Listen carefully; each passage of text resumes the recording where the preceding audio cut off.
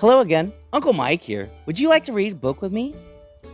Today I'm on location at my sister-in-law, Belsie's house. She lives in Fremont, California, which is in the Bay Area. Hello all Belsie's friends and family. Today we're going to read from the Big Book magazine. Look how big this thing is. The cover says, Fairy folks, a brownie child, a dwarf, a sprite, can dance and print on pages white. A goblin, giant, troll or gnome can claim a book to be his home. A fairy queen, a woodland elf, can live in books upon the shelf. Author unknown. So the story you're going to read is Sleeping Beauty by Charles Perrault, retold by Bobby Katz, pictures by Susan Gaber. Once upon a time, there lived a king and queen who had baby princess, the prettiest ever seen. Big pages. They gave a party for her on the day they named her Rose. The fairies were invited, and lords and ladies in silk clothes. The guests were all delighted and drank to Rose's health. One by one, the fairies wished her grace, wisdom, beauty, and wealth. Just before they finished, an evil fairy stormed right in. Just so you thought not to invite me. Now your troubles will begin. Here's my wish for the baby. You can't change it, so don't try.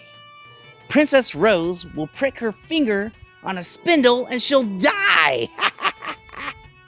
Oh man, that's a mean witch. Everyone fell silent. What was anyone to do? Who could keep a fairy's wish from really coming true? I can't stop all that wicked work, the smallest fairy said. But the princess will just fall asleep. She won't really be dead. A prince's kiss will wake her when she's slept 100 years. So the king announced, we'll have no spindles and no fears. Do you think that's gonna work? We'll find out. Rose grew up in the castle, which had secrets to explore. Once, she found a servant spinning in her room behind a door. Please let me try, Rose begged her. It looks like fun to do. The aged servant had not heard that spindles were taboo. Rose pricked her finger and fell asleep. The fairy's wish came true. Soon, everybody in the land was soundly sleeping too. Uh-oh. When 100 years has passed, a prince upon a horse saw the castle's towers and was curious, of course. His sword cut through the brambles. What, he asked, is this? He found the princess fast asleep and gave her lips a kiss. Her eyes opened with a flutter. The whole court woke up too. The prince said, Sleeping Beauty, may I marry you? Soon there was a wedding with silver bells and laughter. The prince and Sleeping Beauty lived happily ever after.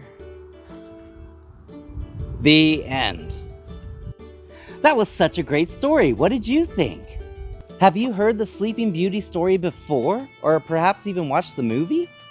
In the beginning, the infant Princess Rose was blessed by a bunch of fairies with grace, wisdom, beauty, and wealth. But then the evil fairy came and messed up all their plans. But the smallest fairy modified the evil fairy's wish so that she would only sleep instead of die.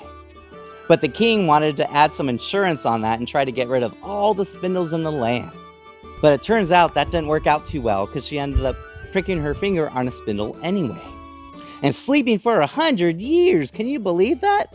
But then the prince came along and gave her a kiss, which woke her and everyone in the kingdom up. And they got married and lived happily ever after. Thank you so much for joining us on this big book that we read.